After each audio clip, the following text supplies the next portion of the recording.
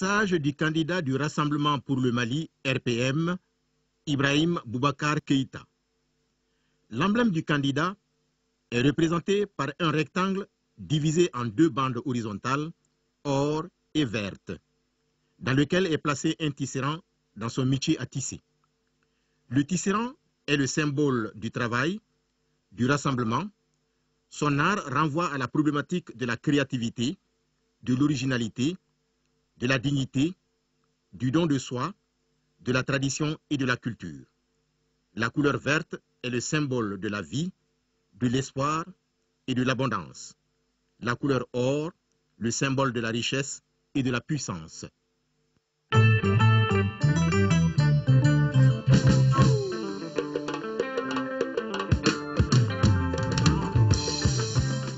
Maliens, Maliennes, mes chers compatriotes, notre pays vient de traverser une crise sans précédent. Mes pensées vont aux victimes de ces événements tragiques. Chaque jour, je prie avec vous pour nos réfugiés et toutes nos familles déplacées. Si vous me confiez le destin de notre pays, je vous promets de mettre fin à ces souffrances. Pour l'honneur du Mali, je ramènerai la paix. Pour l'honneur du Mali, je garantirai votre sécurité. Pour l'honneur du Mali, je rétablirai l'autorité de l'État. Pour l'honneur du Mali, je renouerai le dialogue entre tous les fils de notre nation. Je vous donne ma parole, je le dis, je le ferai. Nyafo, Mbake Nera Sonama, Inch'Allah.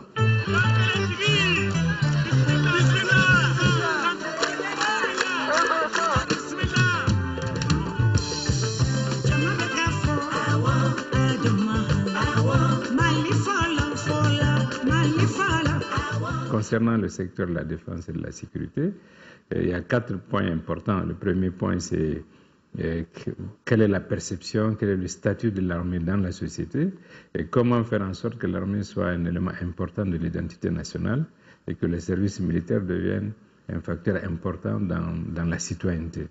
La deuxième chose, c'est la soumission claire et nette de l'armée au pouvoir civil démocratiquement élu. Et troisièmement, en retour, bien sûr, il faut que l'État veille à ce que la condition militaire, c'est-à-dire à la fois les aspects non militaires de la vie des soldats et des officiers, que ce soit la famille, l'école, la santé, l'éducation, le logement, que cette condition militaire soit améliorée, soit mise à niveau et préserve leur dignité et leur épanouissement.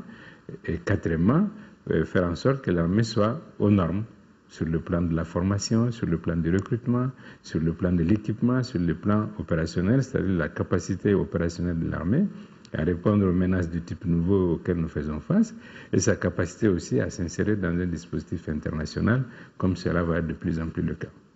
Si, par la grâce d'Allah subhanahu wa ta'ala, nous sommes appelés aux affaires, nous ferons en sorte que plus jamais le Malien n'ait à avoir peur pour sa sécurité personnelle, pour la sécurité de son territoire national. J'en prends l'engagement solennel devant le peuple du Mali.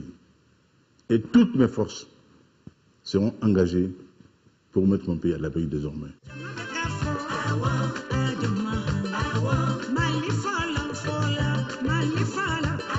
Vous interrogez l'ensemble des Maliens, des Maliennes et des Maliens. Je pense qu'il apparaît aujourd'hui comme l'homme, j'allais dire l'homme de la situation, l'homme seul capable aujourd'hui de mener à bien ces négociations, ces discussions, une fois qu'il sera élu, et de résoudre définitivement sur des bases de justice, d'équité, d'égalité, j'allais dire, et aussi sur des bases qui préservent la dignité des uns et des autres et qui préservent la cohésion et l'unité de la nation malienne. Nous aurons comme premier souci, première urgence, de faire en sorte de consolider la paix. Il y a eu un début. L'accord de Ouagadougou est réputé préliminaire. Et il convient donc de faire en sorte qu'il se conforte et aboutisse à un accord véritable qui garantisse la paix, mais pas une paix factice. Une paix qui consolide la fraternité malienne, qui nous refasse encore fils et frères en partage de ce pays.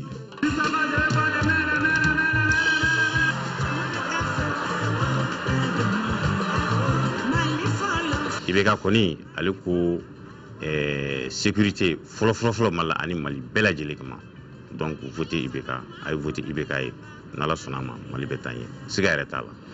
Je vote pour IBK parce qu'il va amener la paix et la sécurité. Vive IBK. Ok, merci.